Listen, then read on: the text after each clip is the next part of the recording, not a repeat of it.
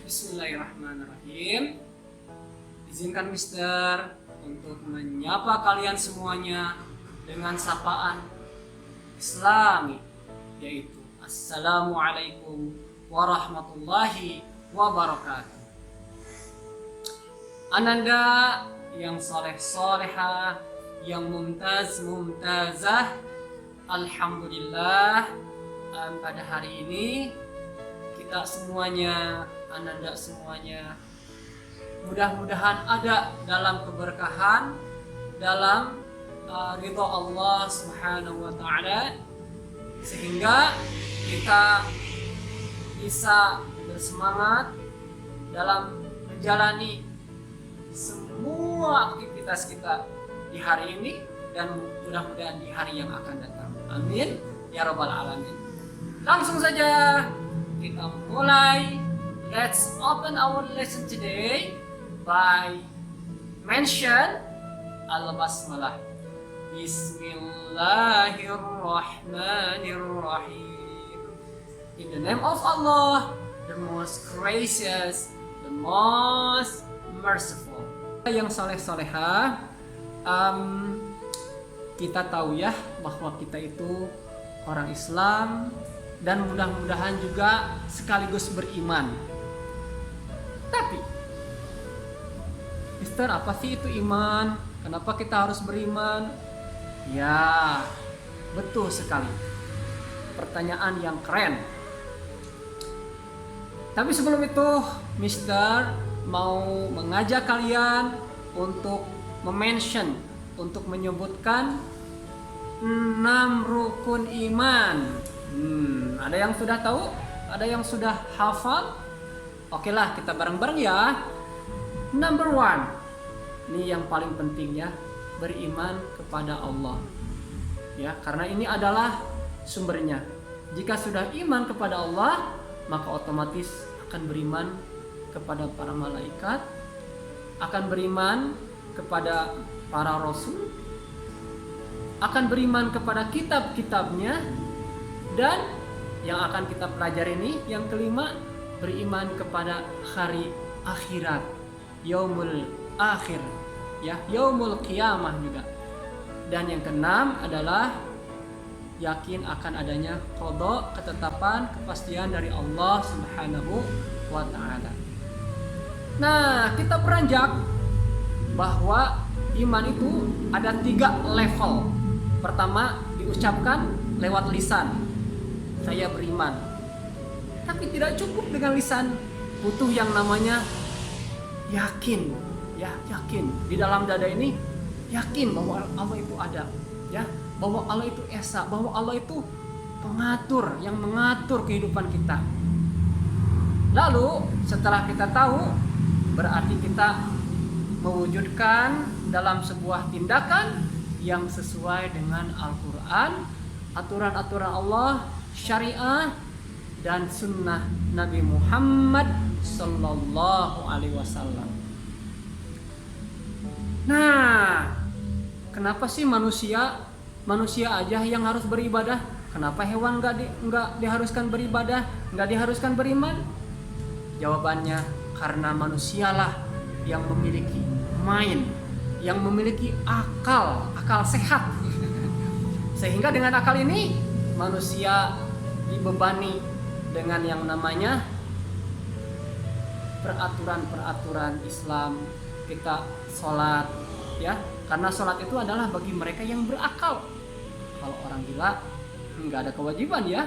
Kalau anak kecil juga nggak ada kewajiban. Nah, kita bagaimana nih yang kecil?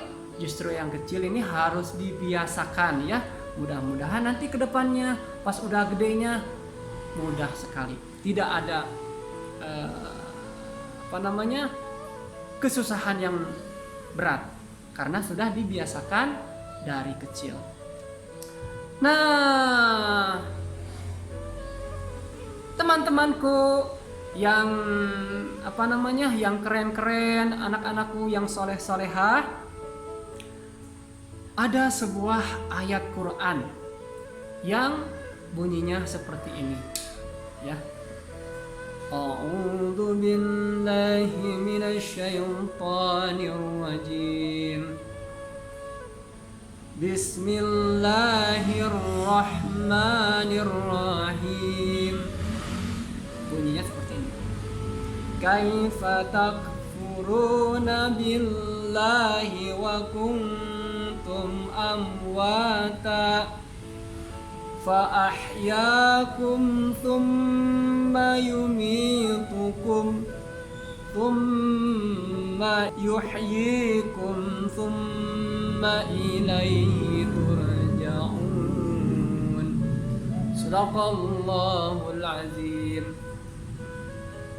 Jadi manusia, Mister, kalian awalnya tidak ada, lalu dihidupkan oleh Allah, ya, lalu akan dimatikan lagi, ya, nanti ada ajalnya, nanti dibangkitkan lagi, setelah dibangkitkan kepada Allah lah akan kembali.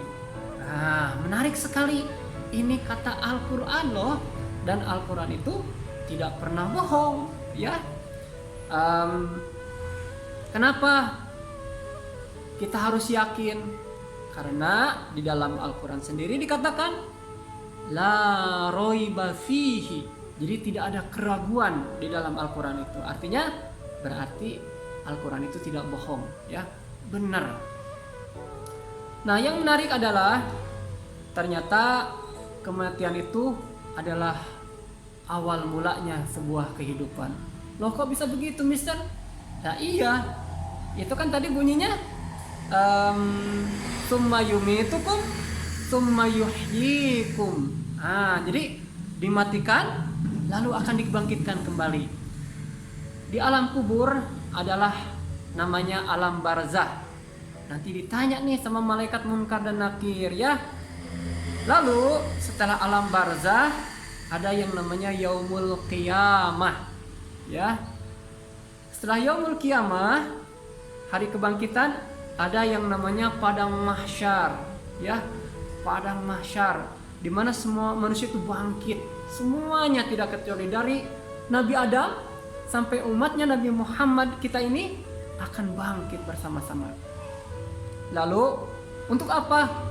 Untuk yaumul mizan, untuk hari penimbangan, ya. Bukan penimbangan balita, ya. Tapi benar-benar ditimbang. Nah, mana ada barang siapa yang amalan baiknya lebih berat, maka dia akan masuk surga. Barang siapa yang kejelekannya amal jeleknya lebih berat, maka dia akan masuk neraka, ya. Setelah itu ada yang namanya yaumul hisab, hari perhitungan. Jadi nanti amalan-amalan kita itu akan dihitung.